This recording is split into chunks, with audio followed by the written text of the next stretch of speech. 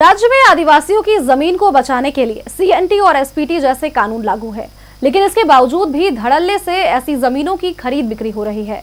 वहीं एक तबका ये भी मानता है कि इस कानून के कुछ हिस्से आदिवासी समाज के विकास में बाधक बन रहे हैं।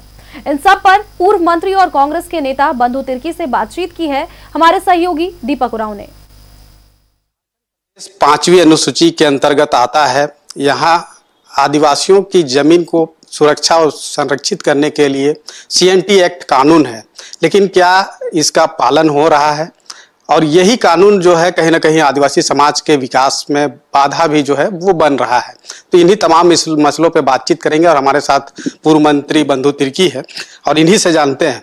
सीएनटी एक्ट कानून जो है आदिवासी जमीन को प्रोटेक्शन करता है, लेकिन क्या आपको लग रहा है कि आदिवासी जमीन जो है राज्य में सुरक्षित है?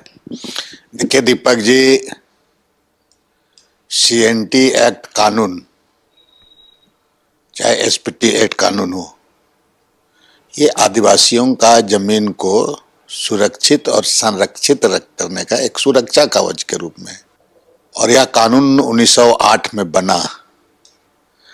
यह कानून इसलिए बना कि आदिवासी जमीन के बगैर वो जिंदा नहीं रह सकता है।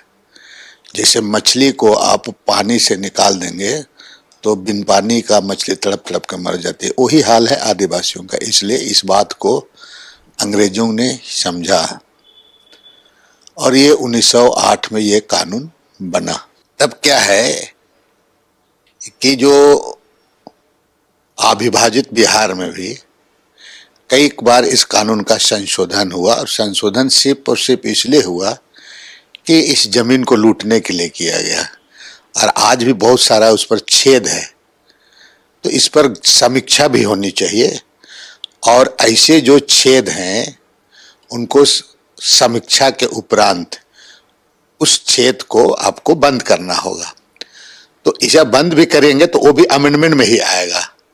तो जब अमेंडमेंट में आता है तो ये भी बातें भी पब्लिक डोमेन में आना चाहिए, क्योंकि ये सेंटिमेंटल इशू भी है, जमीन से रिलेटेड मामला भी है, और इस पर कहीं बड़ी राजनीतिक ना हो जाए। तो इसलिए वो जितने भी छेद हैं उनको ठीक ठाक करने के लिए उस पर समीक्षा होनी चाहिए। सीएनटी एक्ट जो कानून है उसमें भी आंशिक संशोधन की जरूरत है, और आंशिक संशोधन उस लिहाज से भी जरूरत है क्योंकि आदिवासी समाज को जो बैंक से ऋण नहीं मिल पाता है, बिजनेस व्यापार से पीछे रह जाते हैं। तो अगर संशोधन होगी तो जाहिर सी बात है, अगर इस दिशा में पहल करते हुए और आदिवासी समाज को भरोसा में लेकर अगर की जाएगी तो कहीं ना कहीं आदिवासी समाज भी जो है हर एक मोर्चा में जो अभी पिछड़े हुए हैं, पिछड़ते चले जा रहे हैं, वो आगे जो है वो बढ़ पाएंगे। रोजी रोजगार के लिए जो बिजनेस व्यापार है वो कर पाएंगे, और कहीं ना कहीं सीएनटी एक्ट जो कानून सुरक्षा कवच के रूप में आदिवासी समाज के लिए है उस पर भी जो है कड़ाई से उनका पालन करने की जरूरत है। और अगर पालन होगा तो जाहिर सी बात है कि आदिवासी जमीन सुरक्षित और संरक्षित हो पाएगा। अपने सहयोगी बिक्की के साथ में दीपक उरांव, न्यूज़ 11 भारत, रांची।